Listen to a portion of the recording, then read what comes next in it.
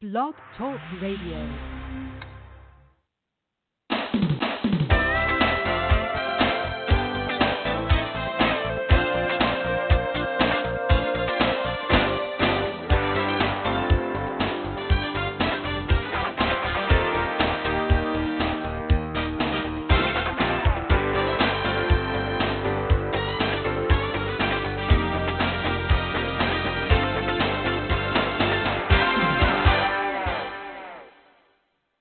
Good morning.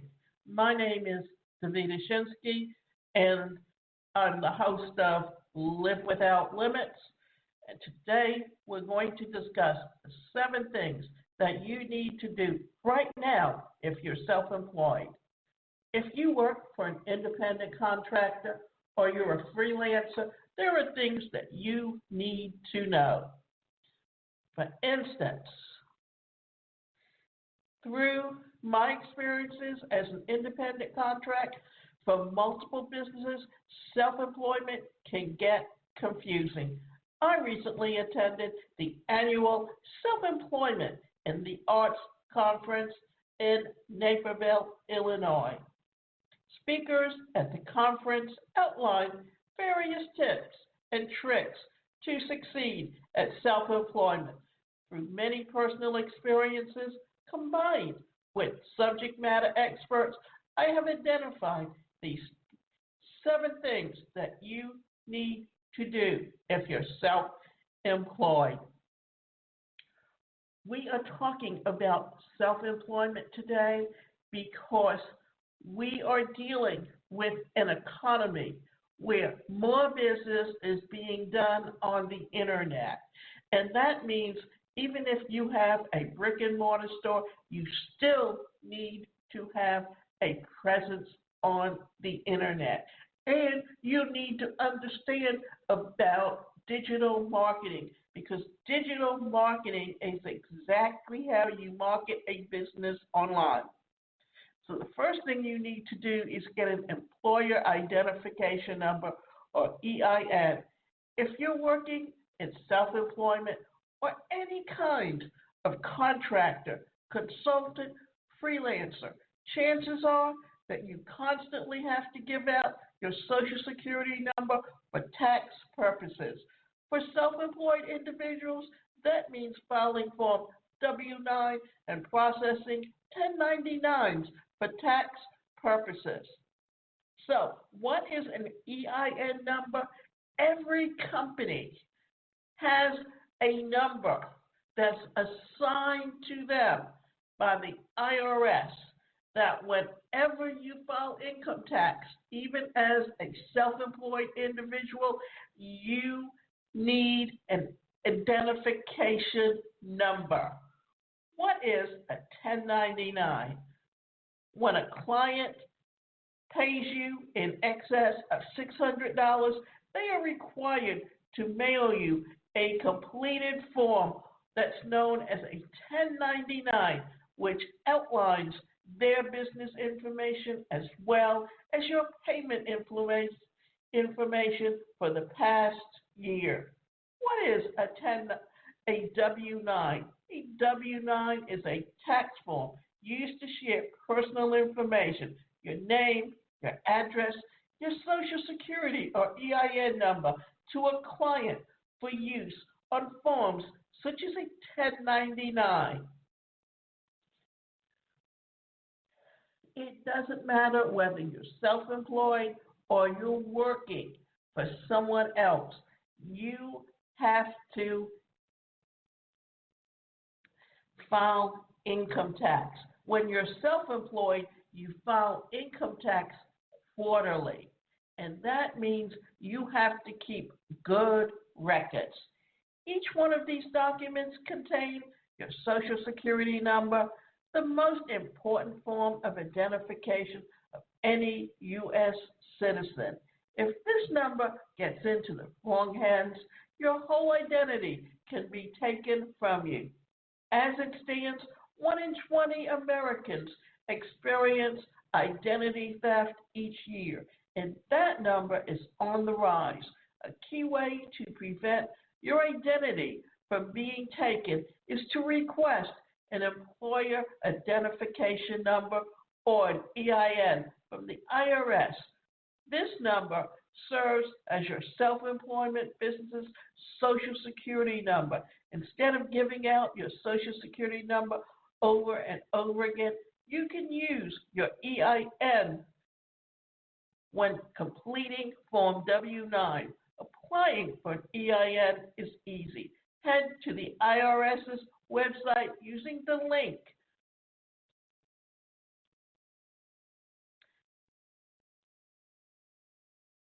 below. During normal business hours, answer a few questions about the nature of your work and receive a new EIN. So, what is the number that you should apply for? And why is it important for you to do so? First of all, as I mentioned a little bit earlier, we all need to be aware that if you're self-employed, you file income tax quarterly.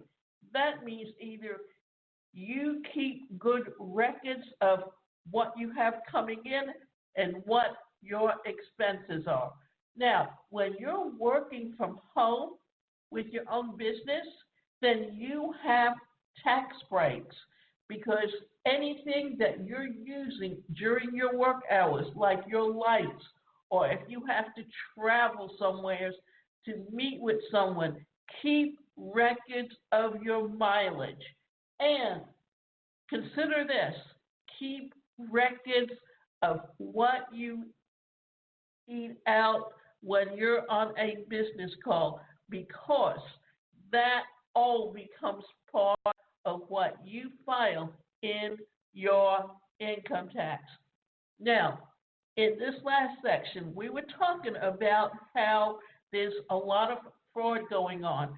And I can tell you from experience, some of that fraud can be, if you have protection on your computer, you will have companies that will link into those manufacturers' customer service numbers so that they can redirect you if you have something wrong with your computer.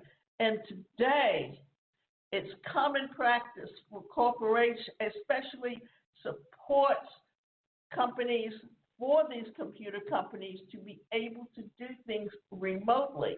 The problem is that you have hackers that have figured out a way to get you when you're not paying attention or not aware of what they're doing, to call you and say that they are support or that you're owed money. And if you allow them to have access to your computer, they can get a hold of your information. And then what happens is identity theft. But you also have to be aware that many banks today, many credit card companies, they have fraud protection, because this has become rampant in today's society. So being aware of what's going on, being able to monitor things, this is all part of running a business successfully. Find an accountant. Accurately reporting your income as a self-employed individual is extremely tedious. One can easily mess up reporting and miss out on taxes that could have otherwise been money in your pocket. The best move you can make is to have someone look over your books, assist where needed, and handle all your reporting to the IRS. This will save you lots of time and money down the road.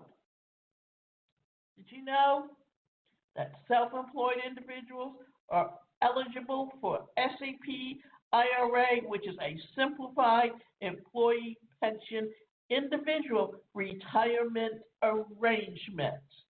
And The SEP allows for individuals to contribute usually up to 25% of their yearly income into an IRA that is tax-free. Talk to your accountant about how to take advantage of this to find and if you're eligible. Here's a good reason to consider that, because when you're self-employed, you have to look for ways to invest money that will grow for you, that when you get ready to retire, you're not only retiring on the income that you've made and built up over the years, but that you're also have money coming in from other sources. And one of the ways that people accumulate wealth is to understand how to make investments and make the right investments. And 30, even 40 years ago, this is something that a lot of families who own businesses never consider. For instance, let me back up and tell you a little story that my father happened to have been a lawyer, and he had 2 children with disabilities. And prior to 1970, there were no laws that guaranteed people with disabilities the right to an education or the right to employment.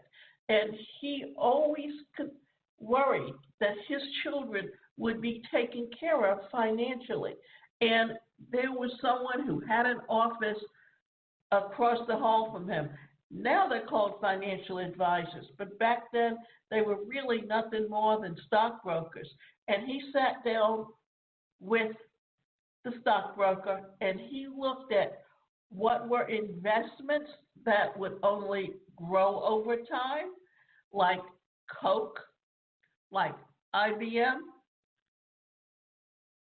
and looked for those as investments because long-term growth was what it was about. And yet I have a friend whose father owned a business that he wanted to make investments, and his wife said no. So he went along with her. Well, now he's gone.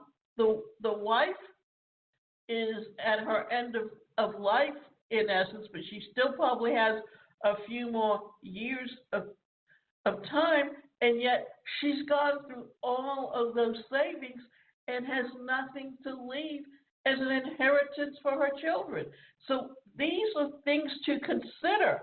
And now that both my parents are gone, it's 3 people being supported on that money. And what started out as about a quarter, or rather $750,000 when my father passed, that my mother lived on the interest and never touched in the investment, and literally kept putting money back into the investment, that what happened was it grew and it doubled and nearly tripled, so that financially me and my sisters don't have to worry about finances or what's going to happen to us.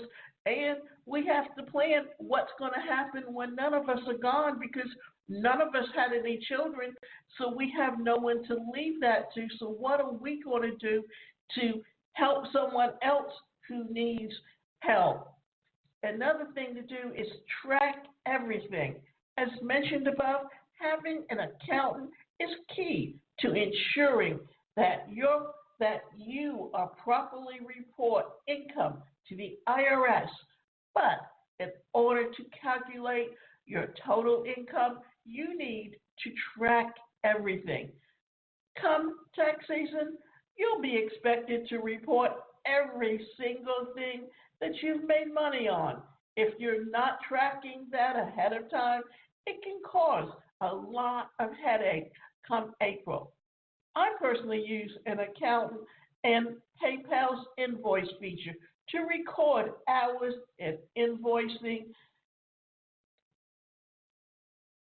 for where they come from. For all other expenses, I use Google Sheets, which and the IFTTT also offers great integration mileage tracking. For a paid solution, I would recommend using QuickBooks Self-Employed. Many accountants are familiar with the program and can easily assist you in tracking your income and expenses. So now we're getting into the nitty-gritty, and as you can see, that when it comes to investments and financials, that as long as you're alive, the IRS is going to want to see your books. And if they know that you're hiding anything or they suspect it, they have people that can review your records. And remember something, that you have to keep good books today. So here's some other things to think about when it comes to income tax when you work from home. That there's important write-offs for self-employed individuals. Travel to and from client meetings, which include gas based on the IRS rate, food during work-related meetings, software and hardware purchases, rental expenses, property, equipment, whatever else you need, education expenses, IRAs, especially SEPs. The government dishes out $118 billion in tax refunds a year, but be sure to take advantage of whatever you can. This is so important today, is that you can actually lose money if you don't know what it is that you can take off your income tax, especially when you work from home. Brand yourself. Let's face it, while self-employed, you generally don't have the backing of a large corporation to sell yourself. This is why it's critical that you come up with a solid brand that people can recognize you by. There are endless guides online related to the topic of how to develop your personal brand, such as this one. But most self-employed individuals like yourself don't have time for everything that's needed. So here's the 5 steps that can help you to brand yourself. Define what you do and why. Pick a style that matches you. Use consistent messaging and identification on all platforms. Market yourself through platforms that match your brand. Adapt to reach your audience. Here's something to think about.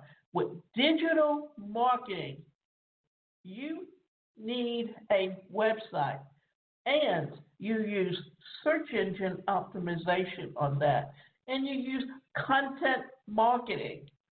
Plus, you need to come up with sales letters, so you need some type of script. Your brand can be your colors that you use in your business. Your brand can be your logo. So you have to have some type of logo that stands out and it's different. Let me explain to you that I've become involved with a company called Builderall, which is a digital marketing company. And they're for small business people.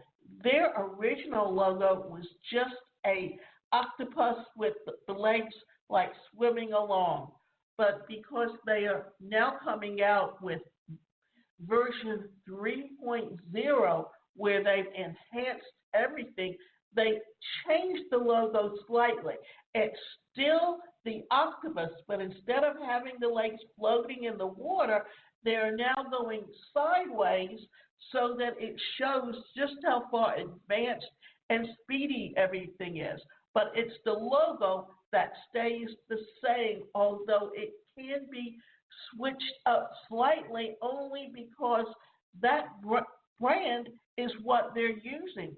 So always remember, what you need to do is understand the importance of branding and how whenever someone sees that logo, they will, especially if they see it on everything, then they will come to know that as you and your business, and they will think of you whenever they need you. Choose your outlets. Everyone knows that you can only sell products and services to people who want to buy them. Makes sense? But what is also important is to think about how they will buy them. You could create some beautiful postmodern art, but if you aren't using the outlets that match your audience, you won't sell a thing. Literally, what we're talking about here is to know where your customers hang out. And that means to understand your industry and understand the niche within the industry that you're serving. Because, for instance, if you think that you can serve everyone within an industry, then you're really serving no one. That if you understand it's not just the product itself, but it's who needs your services. For instance, I helped someone put together a business plan, and the business plan was for someone who was selling paraphernalia for marijuana out of her home rather than a physical brick and mortar store, so that her overhead was low. Now, if she had set up a website and understood that there are people who are homebound who could use the products, whether they order it through the mail or she delivers it to them, that's a niche that needed to be filled. But for her to think that everyone and anyone, especially people who go to a retail store to pick these things up, are going to become her customers when she's not letting them know that she's out there, then she's really not fulfilling a niche that needs to be served. So always be aware of the importance of this. So where do people buy is almost as important as what you sell. You can't sell products if people don't buy. Artists might consider Etsy to sell, but so does everyone else. Think about other outlets such as restaurants, events, and installations where your customers frequent. Consultants might do cold calls to sell services. Think about adding sponsorships, flyers, articles, and events to the list to widen your opportunity pool. Selling is something that we do for our clients, not to our clients, said Zig Ziglar. Sell, sell, sell. So if you truly understand what it is and who you're trying to reach, then you have the best opportunity of truly reaching those people.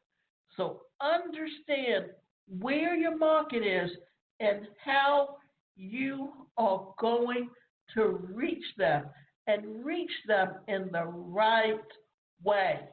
Always remember this, that your success depends on you understanding how to market And if you don't know how to market, to contract with someone else that can help you create the marketing plan that will help you build your business.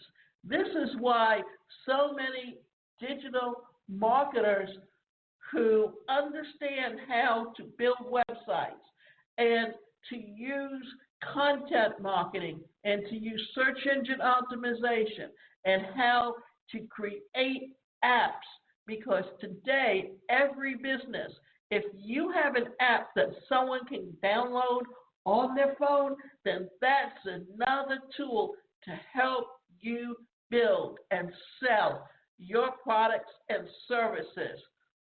And you're not limiting yourself. Now that you've got an audience, it's time to sell your products and services. Hit the ground running with the plan uniquely you and stick to it. If it fails, try again until you reach a steady growth. Variation for different audiences is key. One of the most powerful ways that you can make the biggest bang for your buck is to go about selling products that are made for your audience. Sounds simple, right? To do it right, I'll take a little bit of adaptations to what you normally do. I met an artist who made beautiful paintings of human figures. She told me that she only sells one original painting, but then she creates products unique to her audience with a print of that painting on it, such as makeup bags, scarves, phone cases, and so on. This is where she makes most of her profits in recreations and adaptations of her main work to items that people want. So as you can see, you have to be aware of what's going on in the marketplace today, and you need to adapt your business practices and understand how to do the things that make you unique. And we were talking about branding ourselves. So showing us how here was an artist who did one painting a year, but instead of trying to just sell the painting and replicate it, she created products like a scarf, a t-shirt, mugs, anything that people would need to use as promotional products for their business that she would sell with that one painting.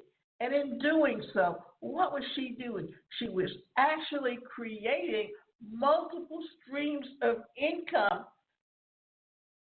and using her artistic ability to create something that people liked and wanted, because guess what? If someone bought that t-shirt or bought that scarf and it had that unique painting on it, and they went somewhere and someone else asked them, where did they get it? Well, that became word of mouth advertising for her. And in doing so, what was that doing? That was creating repeat business and new customers. And because she only did one painting a year, then every year her same customers would come back and do more business with her, simply because this meant that for them, they were getting something unique and different that was always being complimented. So remember, you can go to my website, and that website is the #1 personalcareercoach.com, and you can get both individual and group coaching, and we can work with you to help you to build a plan on succeeding within your business.